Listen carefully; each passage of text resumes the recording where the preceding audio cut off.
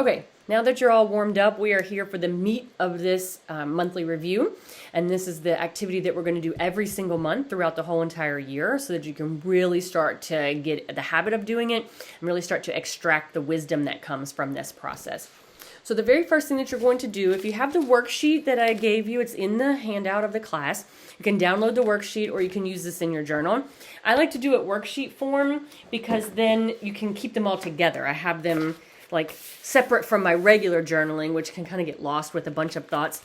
This has just these things that I have done every month, so I can really quickly go back and start to look at some of the patterns or trace some of the things that have happened. And then I have all my journal, all my magazine collages here as well. So if this works for you, grab a book or a binder or just use one particular journal for it, whatever works for you.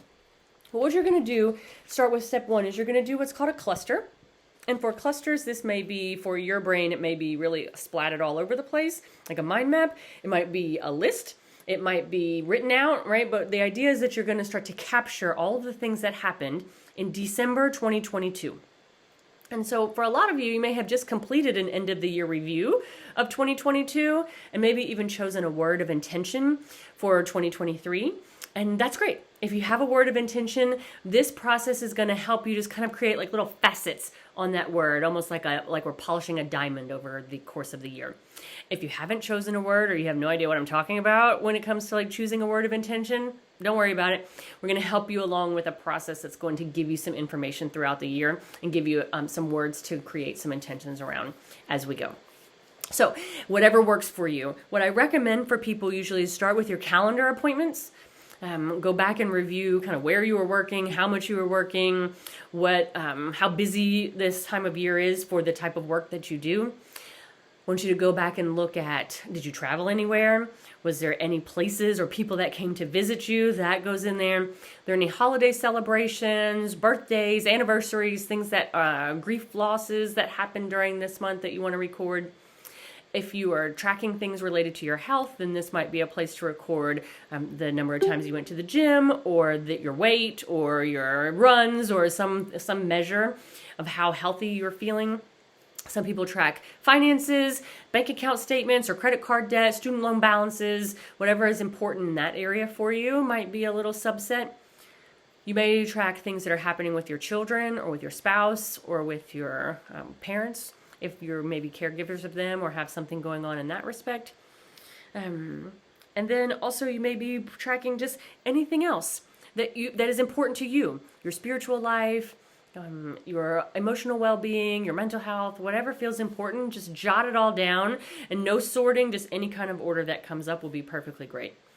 The other thing I usually ask people to do is go through your phone and go back to December 1st, 2022 on your phone and look at the photographs that you have taken or the screenshots that you have saved there. And for some of you, that might not be very many things, but for many of us, that's quite a lot of stuff that's probably in there. And just scroll through your phone for the month of December, and that will help a little bit to jog your memory about some of the places you may have went or some of the things you may have done or people that you spent your time with, or even just things that caught your attention, like beautiful sunrises or some really cool snow pictures or whatever is coming up, spring flowers, depending on the time of year and where you are. So that's step one. So take about 8 to 10 minutes. You really, because this is recording, you can take as long as you need. So if it takes you longer than 10 minutes, great. If it takes you less than 10 minutes, then I would pause for a minute before rushing to the next piece. Just sit with it for another minute or so, kind of look at what you have there and just see if anything else starts to come up. And if you really are done, then you can move on to the next step. So set a timer for about 8 to 10 minutes and see how that goes for you to be able to cluster out all of the things that happened in December 2022.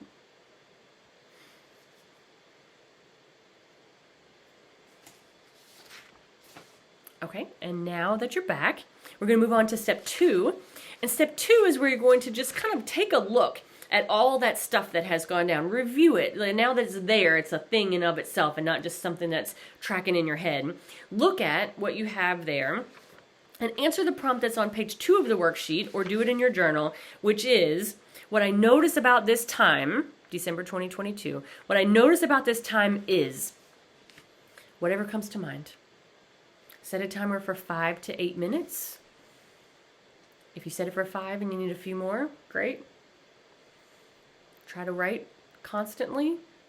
What I notice about this time, if you get stuck, you can go back to that phrase. What I notice about this time is, and then continue writing. Do that for 5 to 8 minutes, and then I'll see you back for step 3.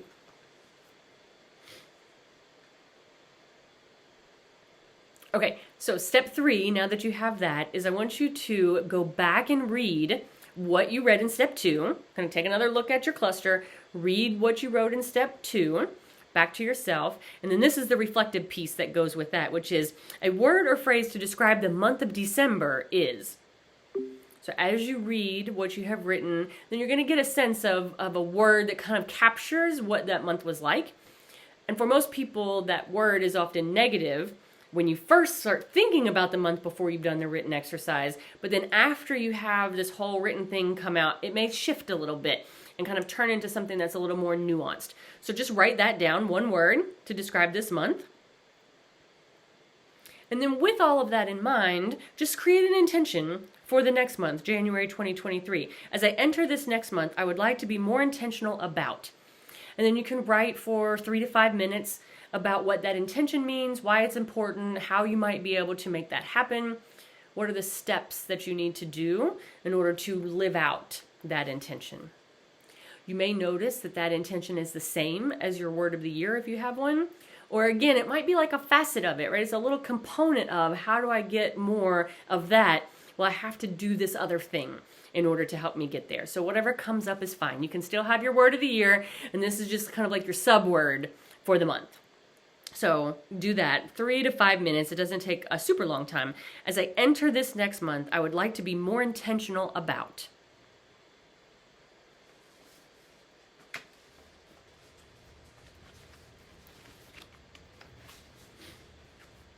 Okay, and then the final step, it took me a few months before I actually added this step, but I decided after a while to add a magazine collage, because even with the writing, my writing is terrible. When I go back to try to read what I have written, oftentimes it's very difficult for me to read it, or I kind of get the gist, but it takes a long time to go back and remember what it is that I was thinking 2 or 3 months ago or last month. And so what I decided to do was take that word, the word that has what I would like to, the intention I would like to have for the next month is, and as you hold that in your mind and kind of what you have written about what that looks like and what that would mean to you, flip through your magazine, 1 or 2 magazines. Don't have a stack of magazines. This is too overwhelming. Just pick a magazine or 2 and think about that intention that you're setting for the next month and see what images, words, or phrases kind of stand out for you about that intention. Okay.